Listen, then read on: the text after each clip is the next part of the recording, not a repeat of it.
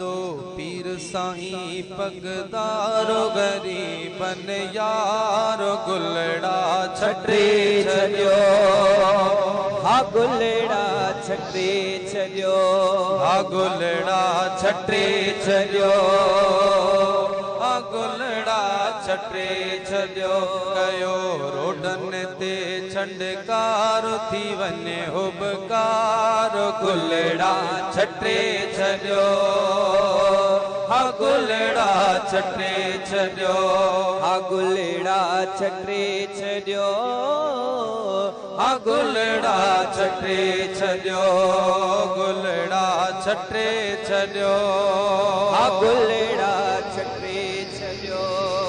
ऐलान अची वया लाड़ उतर में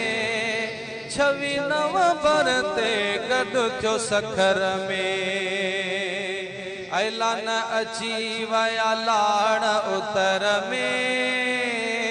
26 नवंबर ते गॾु थियो सखर में 26 नवंबर ते गॾु थियो सखर में 26 नवंबर ते गॾु थियो सखर सब पोड़ा जवान ॿार जे सिंधु सां अथव प्यार गुलड़ा छटे छलियो हा गुलड़ा छटे छलियो हा गुलड़ा छटे छलियो हा गुलड़ा छटे छलियो ईंदो पीर साईं पगदारो गरीबन यारो गुलड़ा छटे छलियो हा गुलड़ा छटे छलियो गुलड़ा छटे छलियो हा गुलड़ा छटे छलियो ॾिसां पियो यार ॾाढो जमाइत में जोश हुआ हणनि पिया नारा कोई लब न ख़ामोश हुआ हणनि पिया नारा कोई लब न ख़ामोश हुआ हणनि पिया नारा कोई लब न ख़ामोश हुआ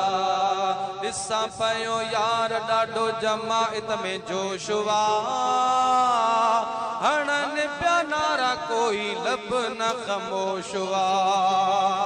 हणनि पिया नारा कोई लब न ख़ामोश हुआ ही नारा लगा निर्वार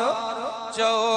भेज पगारो यार गुलड़ा छटे छलियो हा गुलड़ा छटे छलियो हा गुलड़ा छटे छलियो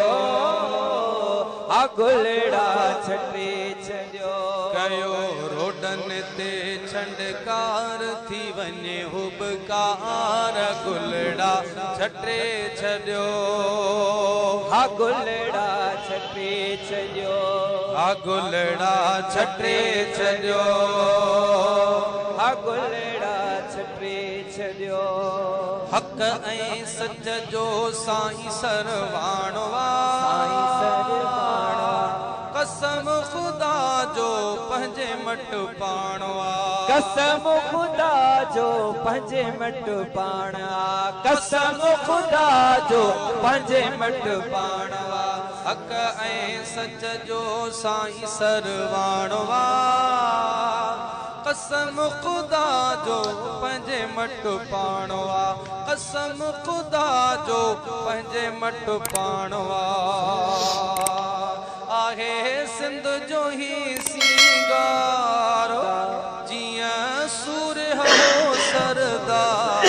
गुलड़ा छटे छलियो हा गुलड़ा छटे छलियो हा गुलड़ा छटे छलियो